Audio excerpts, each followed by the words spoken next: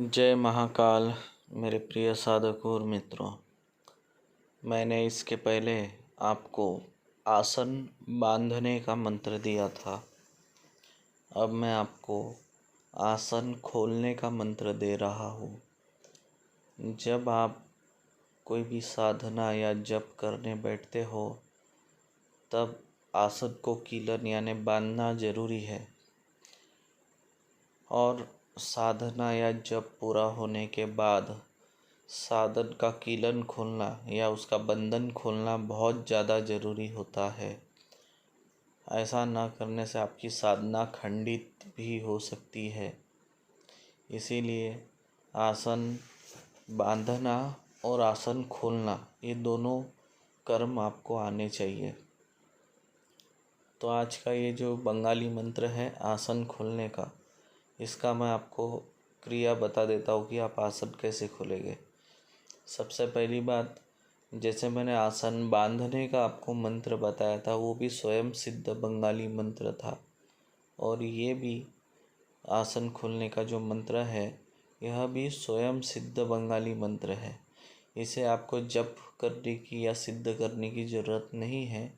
इसे बस आप लोग कंठस्थ कर लो, अच्छे से याद कर लो, ये काम करेगा। और जब आपका जप हो जाए, साधना हो जाए, तब आप क्या करें कि थोड़ी सी मिट्टी ज़मीन में, अगर आप बाहर साधना कर रहे हो, थोड़ी सी मिट्टी उठा ले और 3 बार इस मंत्र से अभिमंत्रित करके आपकी जो आसन है आसन पे छिड़क दे और हाथ जोड़कर प्रणाम करके उसके बाद ही आसन को उठाए। अगर आप घर में अगर पूजा पाठ कर रहे हो और मिट्टी नहीं है तो थोड़ा सा पानी लेकर भी आप आसन के ऊपर ये मंत्र 3 बार पढ़ के छिड़क दोगे तो भी आपका जो आसन है उसका बंधन खुल जाएगा। ठीक है मित्रों, इसके बाद में मैं आपको और कुछ बेहतरीन साधनाओं के बारे में बताने वाला हूँ। फ़िलहाल कैसा है, बेसिक ज्ञान होना ज़रूरी है। मैं साधनाओं को अभी इसलिए नहीं दे रहा हूँ ताकि आपको बेसिक ज्ञान हो। छोटी छोटी जो बातें हैं, ये सब बातें अगर आप नहीं समझोगे तो आप सफल तांत्रिक नहीं बन पाओगे। अगर आपको आसन बांधना ना आता हो, अगर आपको आसन खोलना ना आता हो, तो आप कैसे बनेंगे साधक, बताइए।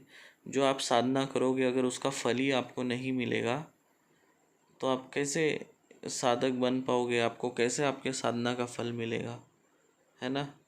तो ये जो छोटी छोटी बातें हैं ये साधना में विघ्न डालते हैं, नुकसान पहुंचाते हैं। तो इसकी जानकारी आपको होना बहुत ज़रूरी है। और याद रखें मित्रों, ये गुरु द्वारा लिया गया मंत्र है, ये आपको किसी किताब वगैरह में नहीं मिलने वाला और स्वयं सिद्ध मंत्र है। बाकी शाबर मंत्र वगैरह आप लोगे, किसी को 1008 जप है, किसी को 108 बार जप है, इसमें आपको जप नहीं करना है। छोटी सी बात है साधक को अगर आप समझ सके, अगर हम घर भी बनाते हैं तो उसका फाउंडेशन मजबूत करते हैं। तो आप साधना करने से पहले एक साधक बनना चाहते हैं तो अपनी सुरक्षा, जो बेसिक मंत्र है, बेसिक ज्ञान है, उसको मजबूत करो, तभी आप साधक बन पाएंगे। नहीं तो कहीं भी पछाड़ खा के गिर जाएंगे। याद रखें मेरी बात।